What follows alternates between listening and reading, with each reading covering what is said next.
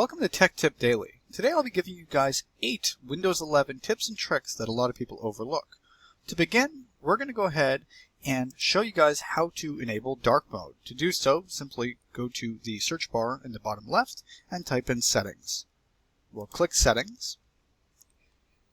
Then we'll go to Personalization on the left. You'll click that, and then you'll click Colors.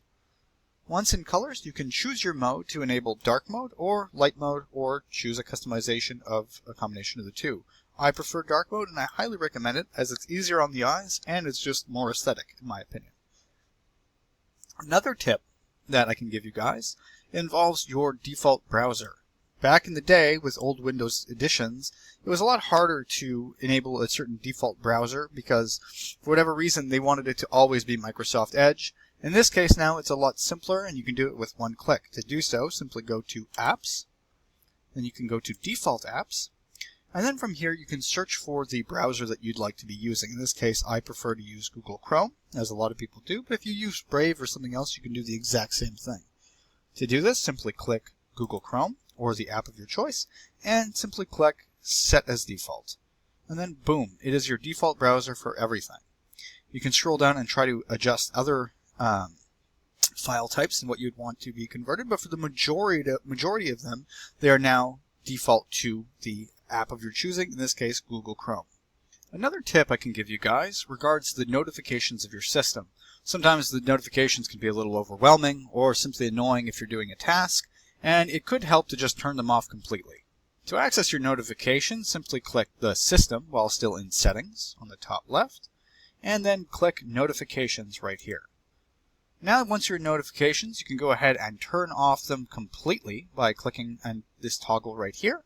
However, in the case that you don't want to turn them all off, you can scroll down to notifications from apps and other senders, and you can turn off each notification setting for a specific app that you want to turn off. So in this case, I don't want notifications from Brave, let's say. I'll go ahead and toggle that off, and now I no longer will get any notifications from the Brave app. Another interesting tip that a lot of people overlook on Windows 11 is to, let's simply close this out, is to basically have new widgets.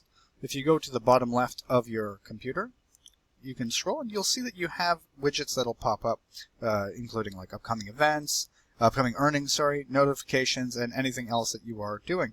But you can go ahead and click the little settings button here, and you can discover and personalize your widgets feed. For instance, let's say I want to add a new widget here, such as, let's add sports. We can go ahead and pin sports to the widget bar, and then we will have it now. So you can basically see, as we can see here, you can adjust with, you can also just simply click the little plus sign once you scroll down to the widgets. However, you can also go through the process that I showed you earlier. Regardless, adding widgets is something a lot of people overlook. Let's see, we can pin the countdown.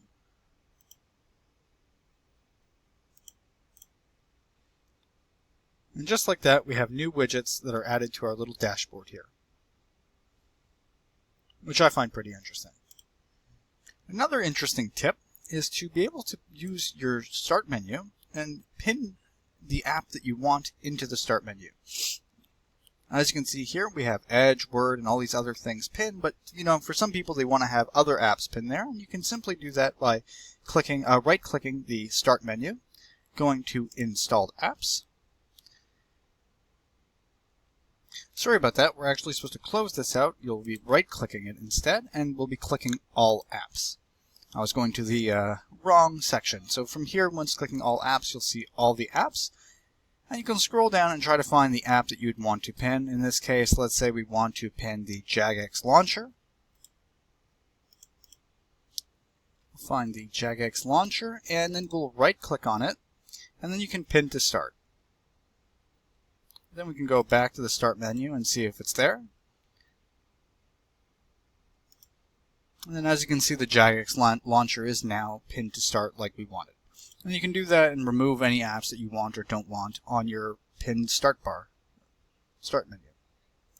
Now another, what I would classify as a more important tip for a lot of people that at least care about your privacy and security, you can go ahead and go to the bottom here in the search bar and type in Settings. What we're going to be doing is turning off the capabilities that Microsoft would have to collect information on you or about the other apps that you're using and such. So once in Settings, you'll want to scroll down and find Privacy and Security. Click that.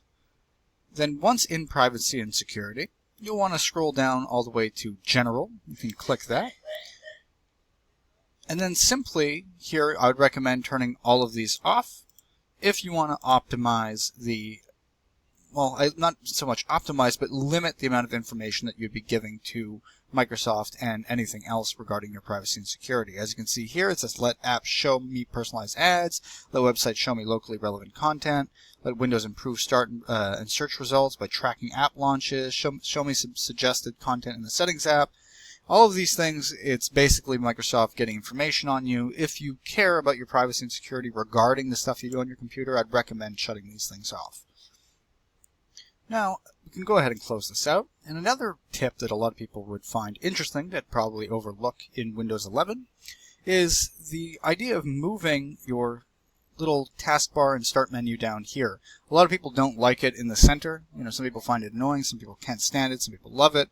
But you can go ahead and if you wanted to bring it back to its original position that people are used to as older Windows editions, you can right-click on the taskbar and go to Taskbar Settings. I don't know why that opened up. Then once you're in Taskbar Settings, you can scroll down right till Taskbar Behaviors. You can click Taskbar Behaviors, and from here you can adjust the alignment of the taskbar. Right now it's in the center. We can adjust it to the left, and then you'd have it like the traditional Windows computer would be. I'm actually going to leave it this way. I do prefer left. And then you can adjust any other taskbar things that you would like to adjust, such as to show badges, show flashing taskbar apps, share my window, all of those different things. And basically, through this, you'll now have it on the left. You can go ahead and close that out, and you have it on your left.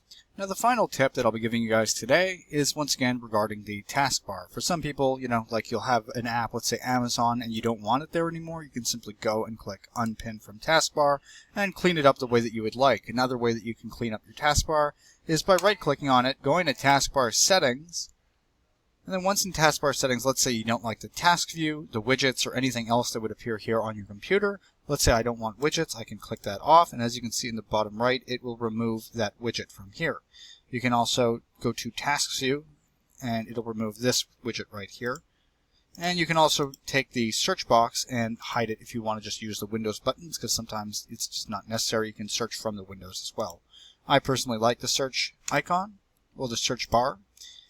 You can have it just as a search icon as well. But that's a way that you can go ahead and clean up your taskbar if you find there's too much stuff there. Anyway, thank you guys for watching. I hope that helped you guys out and learn some new things with Windows 11. If you enjoyed the content, please like and subscribe, and have a nice day.